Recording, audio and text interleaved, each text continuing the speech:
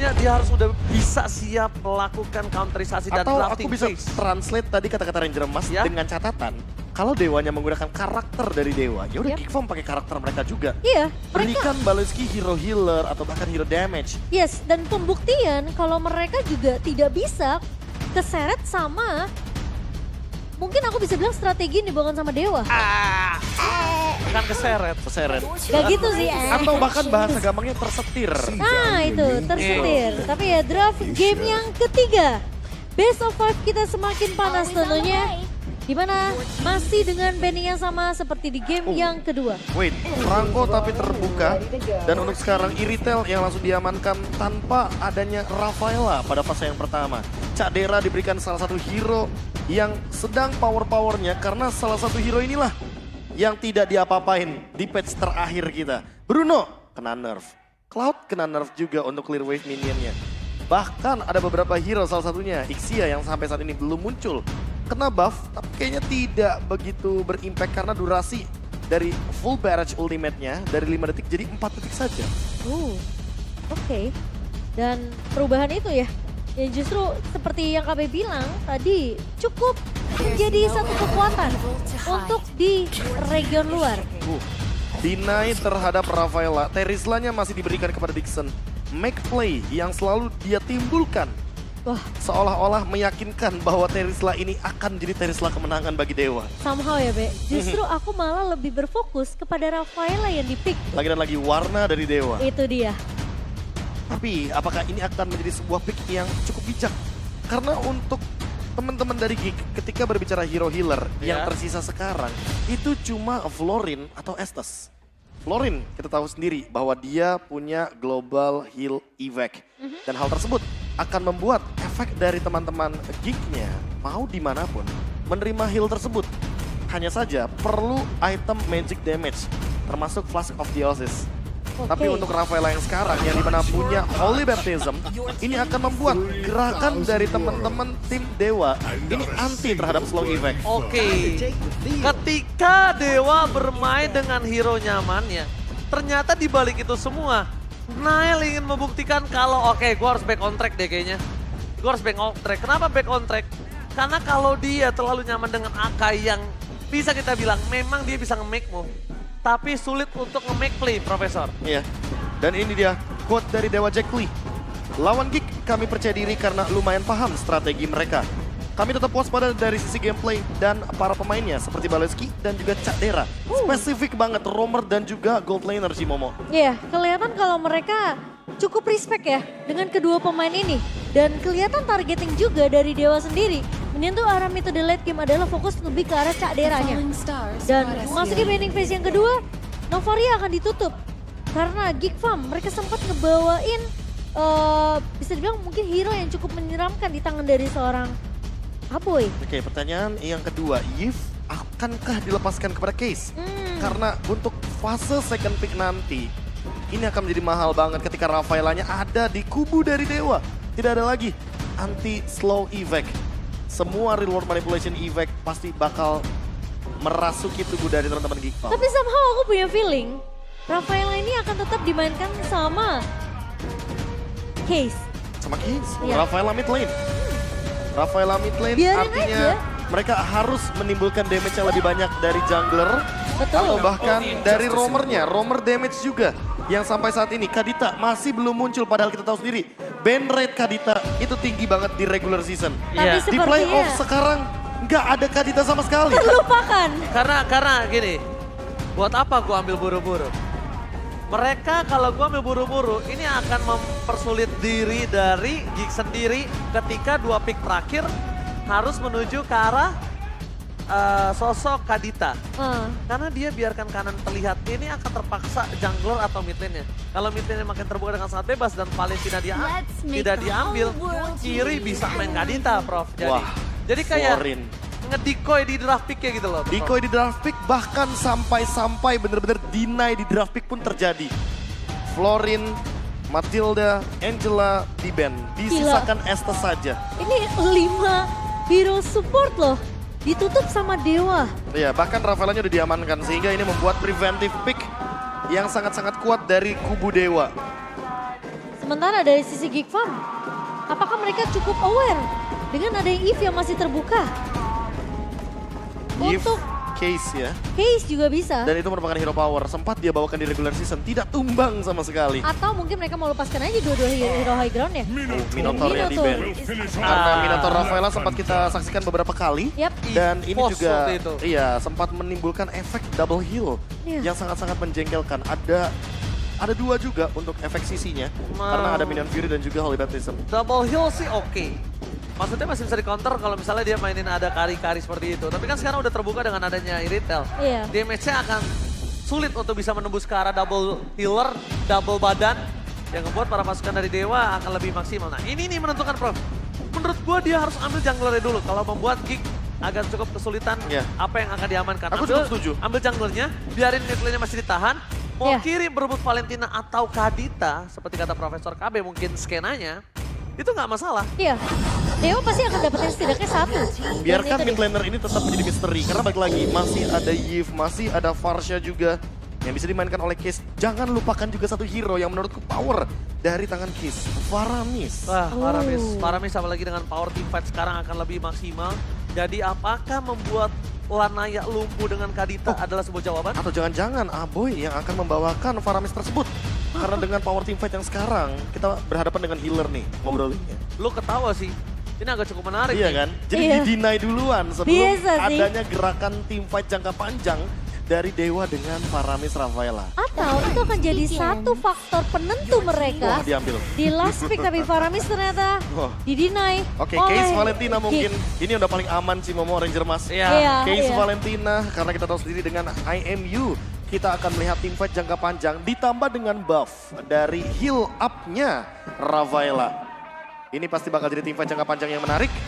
Apalagi dipadukan dengan Terizla sebagai jangkar dari dewanya itu sendiri. Betul, karena kalau posisi dari Sako yang akan memainkan Rafaela, berarti semua inisiasinya akan datang dari Terizla Dixon.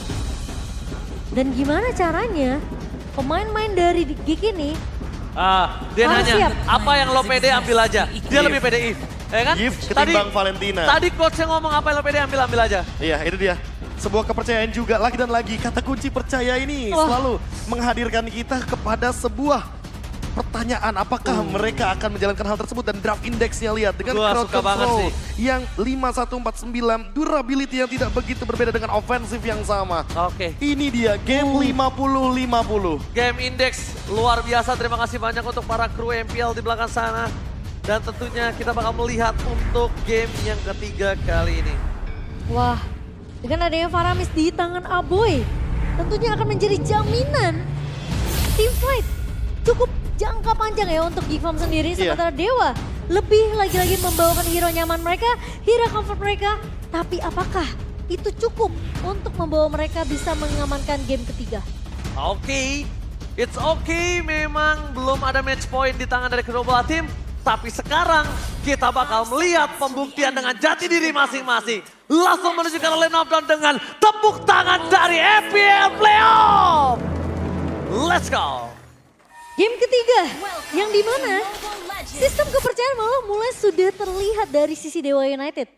Dan Geek Farm mereka sempat kehilangan faktor tersebut di game kedua. Oke, early game yang sempat di lead sama Geek Farm di game yang pertama, seketika hilang untuk berbicara game yang kedua. Betul. Sekarang mereka membawakan Ruby dari Geek Farm dan Rafaela dari Dewa United Esports dengan tujuan untuk team fight yang jauh lebih panjang.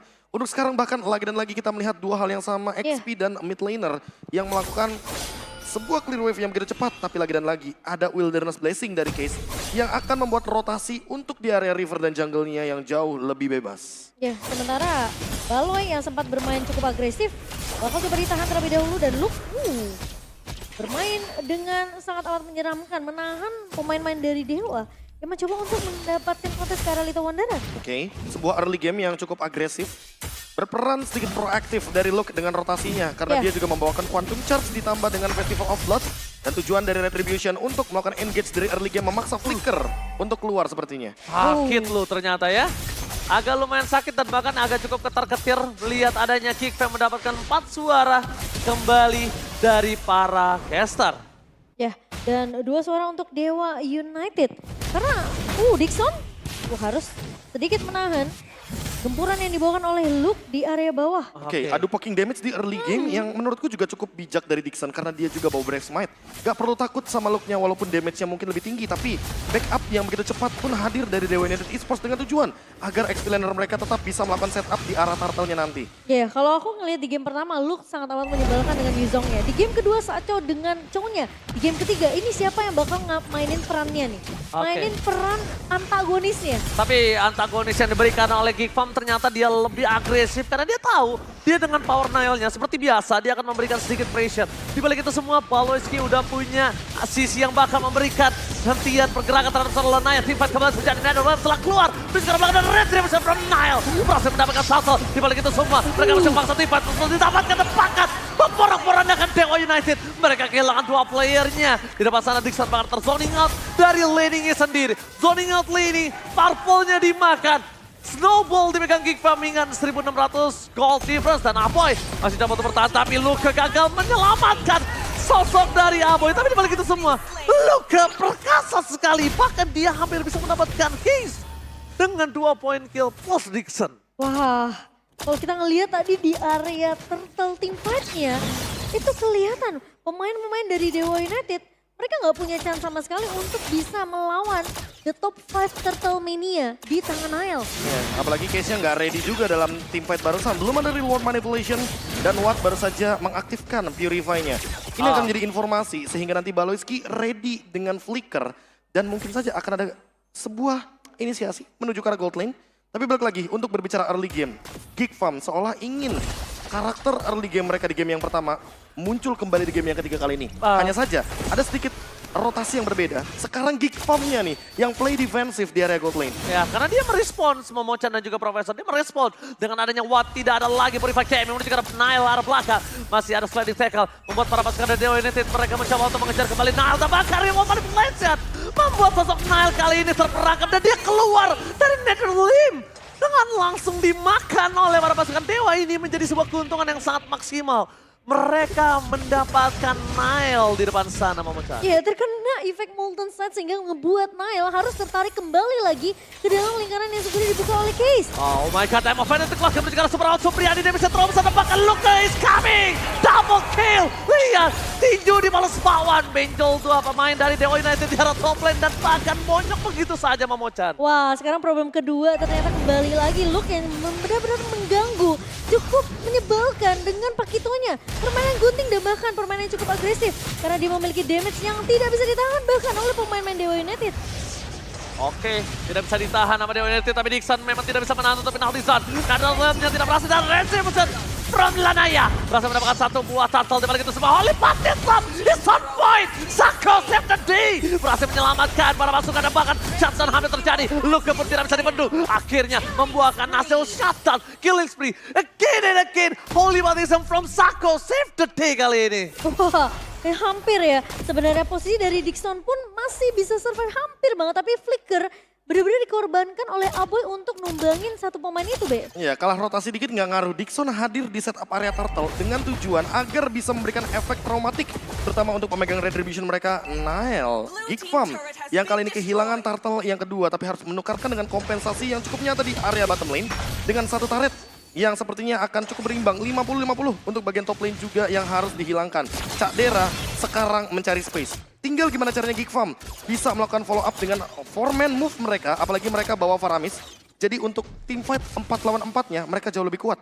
Wah, sekarang masalahnya Cadere ini akan ngasih pressure di area bawah. Tapi I'm offended-nya kayaknya ini agak cukup berbahaya karena Lanaya yang bakal lebih perkasa. Lihat damage-nya masih bisa dibendung oleh Lanaya, bahkan Cadera termakan oleh Case dan juga Lanaya. I'm offended yang ternyata menjadi senjata makan tuan membuat Cadera harus bertunduk lemas tak berdaya di arah bottom lane. Dan Case masih menjadi kunci untuk Dewa United. Setidaknya Cadera berhasil untuk ditumbangkan. Oh my god. Walaupun mencoba ditumbangkan, Dixon masih mau lebih di depan sana. Langsung ada Holy Boy dengan Walti. Sutota. Damage yang sakit diberikan dengan adanya Walti. Tapi dibalik itu semua Paloisky seorang diri.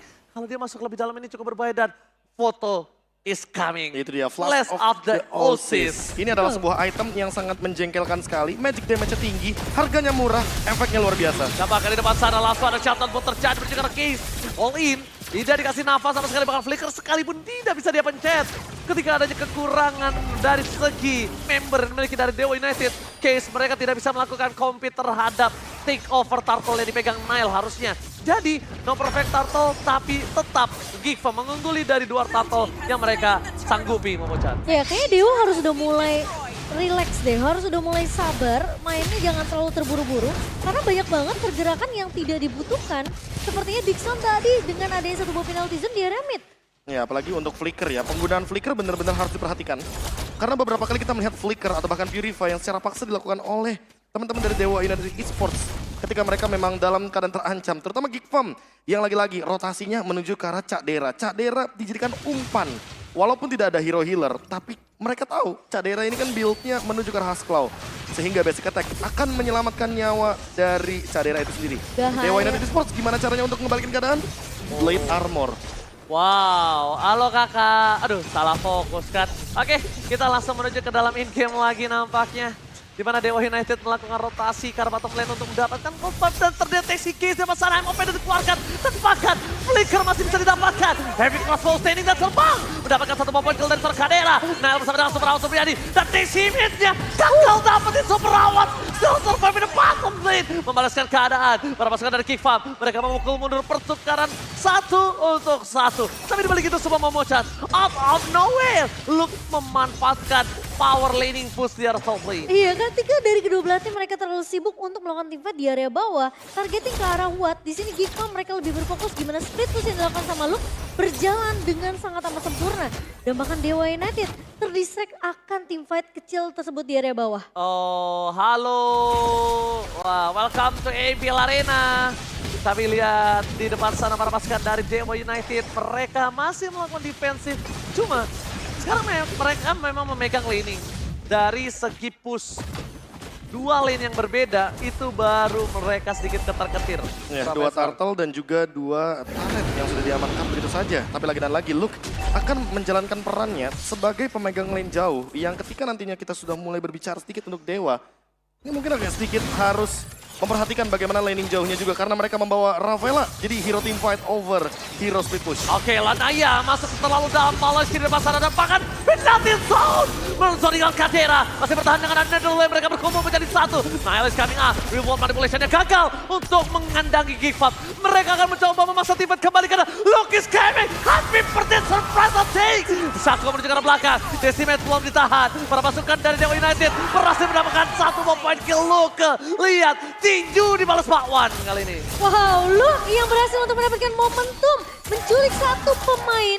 Dan di mana Sako yang sempat bertahan hidup dengan adanya Holy Healing dan juga Holy Baptism ternyata tidak cukup untuk menahan damage yang dimiliki oleh seorang Luke 5-1-3. Membuat Luke tentunya tidak mudah untuk ditumbangkan. Dan itu adalah Festival of Blood. Itu dia, dan gak hanya itu Be, ingat di sisi lain Gigfam mereka masih punya Aboy. Iya, tapi balik lagi.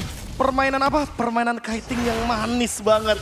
Satu-satu dibuka. Holy Baptism, Inferno. Lalu ada penalty zone yang langsung straightforward menuju ke arah Cak Dera. Dan yang terakhir, real world manipulation. Ketika tidak ada target di dalam kotak dari real world manipulation, ya udah. Mau nggak mau, Dewa harus tutup real world manipulationnya. Tapi di belakang sana, Luke memotong hal tersebut. Dan lagi-lagi dengan item yang sudah benar-benar ready. Terutama untuk dari Nile-nya sendiri, dia ready banget untuk menahan semua damage per second. Terutama dari Glowing One, karena udah punya Radiant Armor. Dan untuk sekarang lihat item dari Aboy, dia juga ingin membantu Baloyski untuk memberikan efek dari life drain. Tapi lihat surprise kembali terjadi, hampir ada guntingan. Tapi itu hanya ada efek kejut Profesor KB. Karena tim fight yang sesungguhnya mungkin akan ada berada di arah bottom lane. Kalau kata Luke mungkin bercanda kali ya. Bercanda, ngagetin aja, efek kejut. Efek kejut yang cukup membuat ketar-ketir ya dari sisi Dewa United Esports. Dan sementara Lord sudah mulai digiring di area bawah dan Lanaya. Oke, Lanaya kali ini terperangkap by movement dan flicker. Baloyski berhasil menangkap Dixon. Decimate is on point. Tertanam dan menghujam jantung dari seorang Dixon. Nile masih bola pindah belakang Super Awat Supriyadi. Double kill Decimate-nya membuat para pasukan dari Dewa mereka kehilangan dari segi backline. Luka mencoba untuk memberikan sedikit pressure, tapi Nile di depan sana berhasil keluar dari best Dewa United. Lihat Gigfam satu persatu, body block yang terjadi, agro turretnya membuat dua pemain Gigfam berhasil selamat.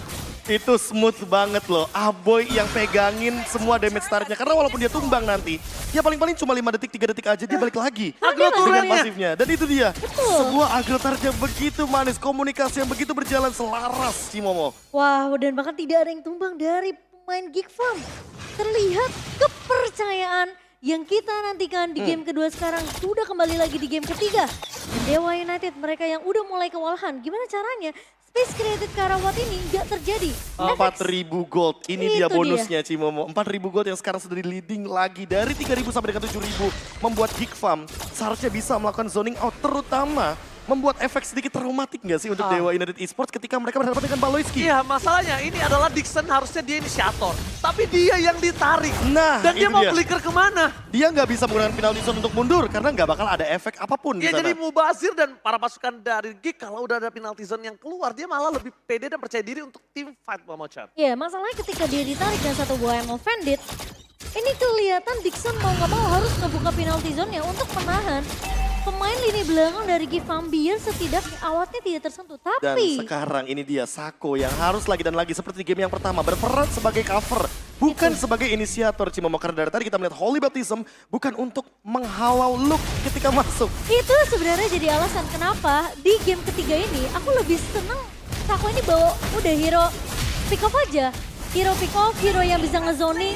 Karena kalau ngebawa hero seperti ini dari Rafaela yang harus nge-cover ke arah damage dealer-nya, Ya berarti dia harus shifting gameplaynya yang dia ubah. itu dia. Dan apakah Flash of the Oasis akan menyelamatkan nyawa dari Watt untuk kedua kalinya? Karena tadi yang pertama kita anggap itu sempat dengan momentum yang tepat. Betul. Apakah setelah Lord ini kita akan melihat efek penyelamatan itu terjadi kembali? Oke, walaupun terjadi kembali, kali ini Watt udah punya antisipasi dengan ada Wind of Nature yang sudah jadi baru saja terjadi. Ada invasi di arah top lane.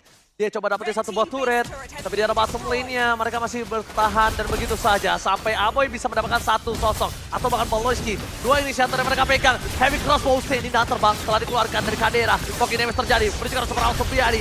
Lihat volleyball yang diberikan, membuat para pasukan dari Dewa berhasil selamat dari invasi Lord yang cukup perkasa. Dua turret masih dipegang, dia kehilangan satu buah turret di arah top lane, tapi nampaknya itu bukan sebuah masalah selama masih mendefense dan Aboy gagal mendapatkan super awan.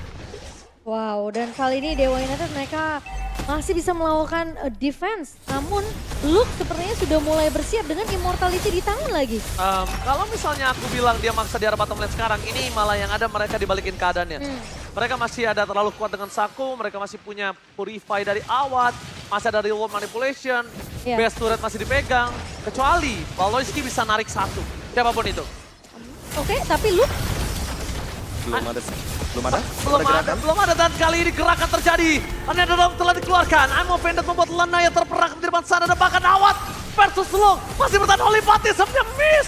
Pasukan dari Geek Farm mereka gagal ditumbangkan satu playernya. Kadera, Wind of Nature is on point. Wow. Udah bisa untuk one by one situation, tapi kasusnya sekarang Watt gak punya Purify, Watt gak punya Wind of Nature. dan atau- peranan Saku penting banget ya, Be ya? Iya, penting. Sepenting Gila itu ketika Wattnya sendirian. Itu dia. Lagi dan lagi kita harus bilang bahwa shifting permainan dari initiator ke cover ini harus cepat dilakukan oleh teman-teman dari Dewa. Sebelum nantinya terlambat, apalagi nggak ada Wind of Nature. Apakah Wind of Nature-nya diubah nih untuk jadi Rose Gold Meteor? Menurutku nggak secepat itu juga.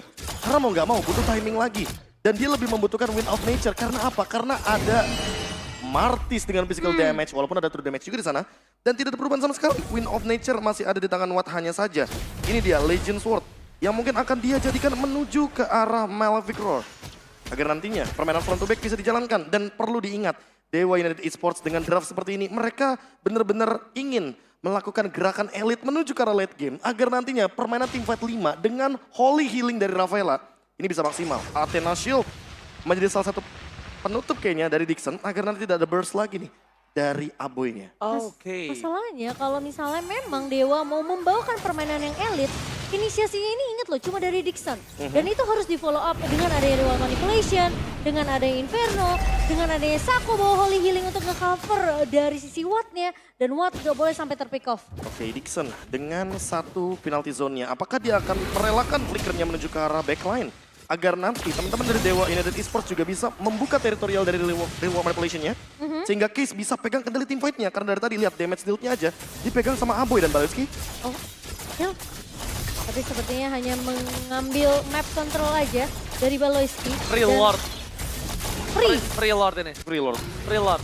Ketika Dewa udah tarik mundur itu udah Free Lord harusnya. Dan kalau ngelihat dari Lanaya yang one by one dengan Luke, ini punya power dimenangkan Lanaya sih. Cuma kalau Luke dan Lanaya bedanya satu skill escape mekanismenya punya, yang satu enggak. Iya. Jadi pertukaran juga tidak cukup adil Momo-chan. Benar-benar. Dan kayaknya terlalu membuang waktu nggak sih ketika terlalu berfokus sama Luke yang masih punya immortality dan ngasih space justru ke arah Cak Dera untuk ngasih dealing damage. Oke. Si Kerenael ini emang benar-benar nyebelin untuk super awat lebih tepatnya. Cukup setuju dengan apa yang Ranger Mas bilang karena ini merupakan sebuah kenangan tersendiri bagi Super House Priadi. Tapi lagi dan lagi, winning condition dari Geek Farm ada dari bagaimana cara endgame mereka, targeting mereka, dan lebih tepatnya dive in mereka menuju ke arah Watt. 2 flicker ready, 2 sprint ready, retribution juga mungkin akan dia keluarkan. Dewa United Esports tinggal memanfaatkan Case sebagai high ground defendernya agar bisa melakukan winning condition. Oke, Case kita lihat dia masih ada di belakang. Real World Manipulation belum dibuka tapi depan sana. Polos flickernya Fnatic. Real World Manipulation udah dibuka oleh Case. Netherlands juga menjadi sebuah penghambat. Tapi para pasukan dari Dewa mereka bakal coba dihajar dari arah belakang. Case target utamanya berhasil didapatkan. Decimate menghujam jantungku. Para pasukan dari Dewa United mereka nggak punya lagi di sana adanya high ground defender. Mereka langsung menuju ke arah base-nya. Nggak peduli apapun yang terjadi. Bagi damage terjadi menuju ke arah super awal. Supriyadi dan penalti zone-nya Fnatic. Polisi terperangkap masih ada immortality tapi Luke membuat Nixon mundur ke arah belakang dan ini bencana. Wipeout terjadi. Membuat game ketiga di tangan Geek Farm for real. Jati diri Geek Farm kembali hadir dan membuat para pasukan dari Dewa bertekuk lutut.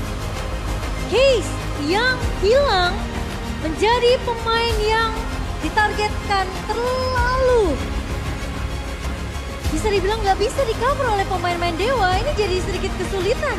Ya, aku setuju banget karena posisinya memang benar-benar kontradiktif dengan Lord. Dan aku melihat di sana ada Luke yang perlahan-lahan mencoba untuk melakukan deliver damage via jab-nya. Hanya saja, secara tidak sadar, Case lebih fokus sama Lord dan super minion wave yang begitu banyak. Tidak bisa disalahkan juga karena memang itu key point-nya. Ketika Real World Manipulation yang terlalu all-in terhadap clear wave minion, tapi mereka melupakan bagaimana team fight nanti 5 lawan 5-nya. Secara tidak langsung Cak Dera yang sadar betul tidak ada lagi Real World Manipulation, dia nggak perlu untuk buru-buru mengeluarkan satu buah heavy crossbow-nya. Dan hal inilah yang membuat kenyamanan bagi Cak Dera untuk mengeluarkan heavy crossbow ketika Watt-nya selesai dengan tackle. No tackle, no escape. Dan bahkan dengan Iritel first pick. Itu dia. Begitu mahal untuk Cak Dera sendiri. Dan apakah itu akan menjadi target ban juga nantinya? Karena ini bener-bener hero-nya kompleks banget, men. Bener. Terlalu banyak hero yang perlu di-ban bagi Geek Farm. Dan semuanya hero power masalahnya. Masalahnya sulit banget. Ketika dari Dewa, mereka nggak dapetin snowballing untuk Awat. Dan Sako nggak dapetin hero powernya. Mereka kayak struggle banget. Mereka kayak nggak tahu siapa yang harus diprioritaskan untuk di cover. Oke, ada dua opsi juga tadi kan yang seperti kita bilang. Kalau seandainya ada Valentina, ada Yves. Dua-duanya Case power banget.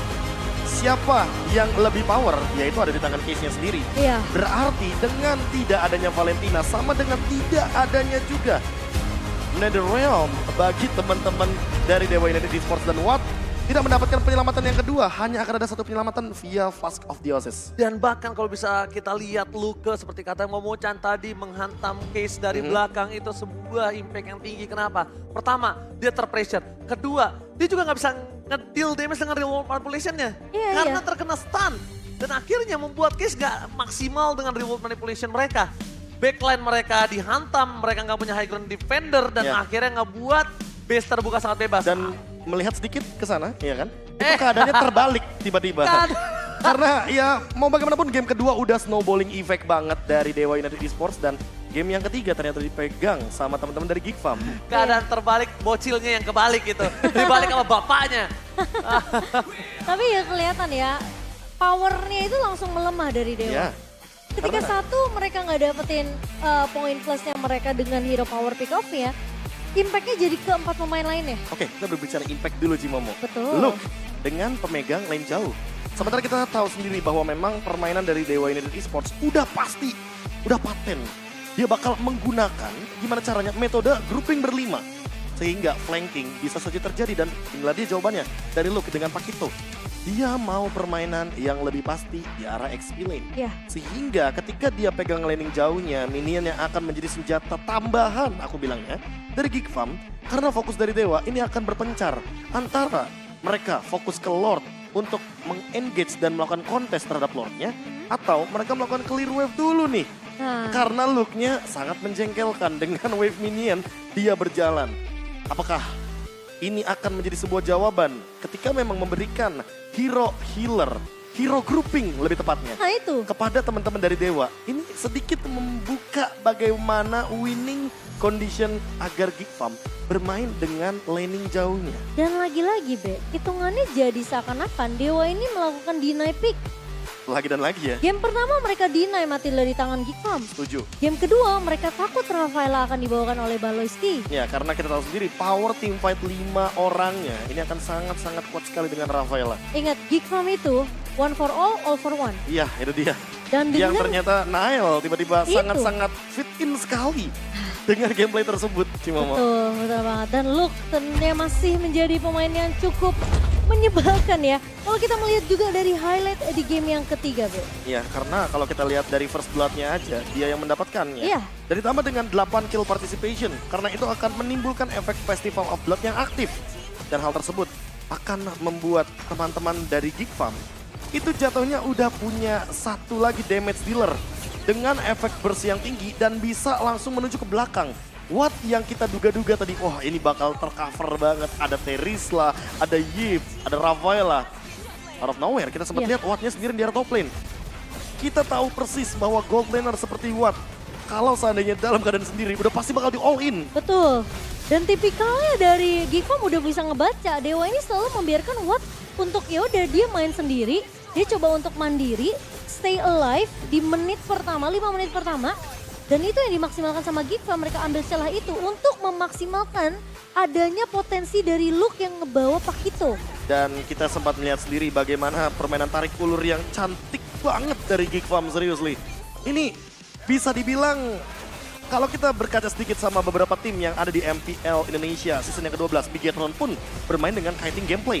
Tapi ini lebih flawless loh Cimomo. Ini lebih manis terlihatnya. Dan hingga pada akhirnya mereka ganti-gantian siapa yang makan damage turret. Baloiski dulu, oke abis itu Nael, oke abis itu Aboy, oke abis itu Cadera. Keluar lagi tuh. Semua menerima damage yang sama dari turret. Dan itu adalah gameplay komunikasi mereka dengan cara dan warna dari Geek Farm itu sendiri. Setiap game yang berhasil didapatkan oleh Geek Farm, mereka selalu berhasil untuk memuat out semua pemain dari Dewa United.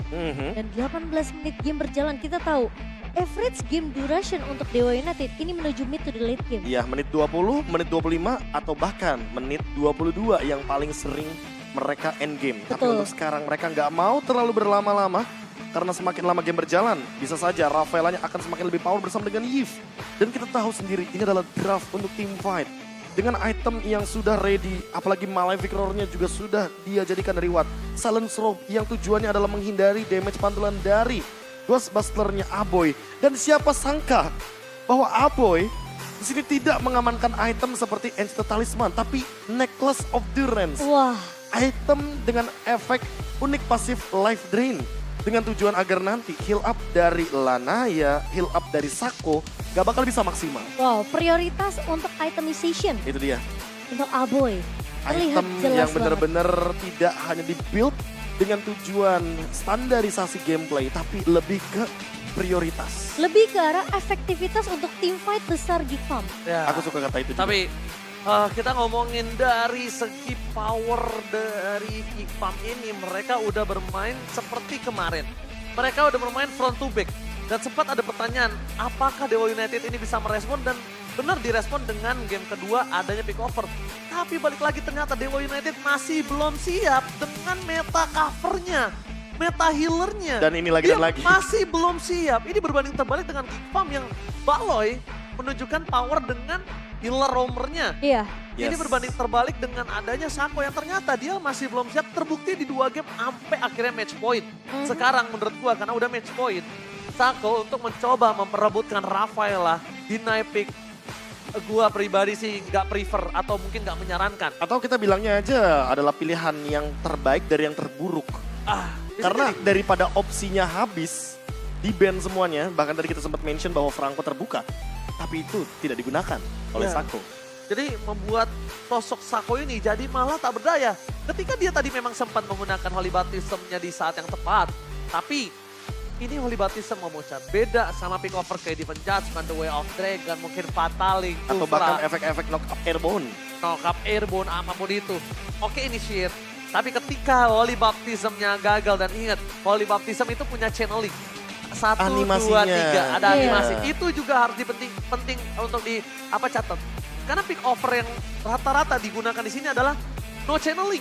Ya, dan poinnya sebenarnya adalah dengan ngebawa Sako, ngedrag Sako, nyetir Sako untuk bisa memanfaatkan draft pick dari tim Geek ini, biar Sakonya dapetin hero healer, itu jadi ngebuat Sakonya turn off. Iya. Dan aku merasa bahwa memang lagi shifting tiba-tiba. Karena week yang ke-8 loh kita baru merasakan Flask of the Oasis. Iya, Kita baru di minggu yang ke-8 merasakan oke, ini hero healer punya keuntungan banget di patch kali ini. Tapi ternyata tiba-tiba shifting tersebut terjadi di babak playoff. Di mana berbicara data lagi nih. Dewa United Esports adalah tim yang kuat dengan pick of powernya. Hero-hero Betul. yang bisa melakukan instant initiation tapi tidak ada yang instant barusan kita lihat. Setup terlebih dahulu. Karena rata-rata kalau yang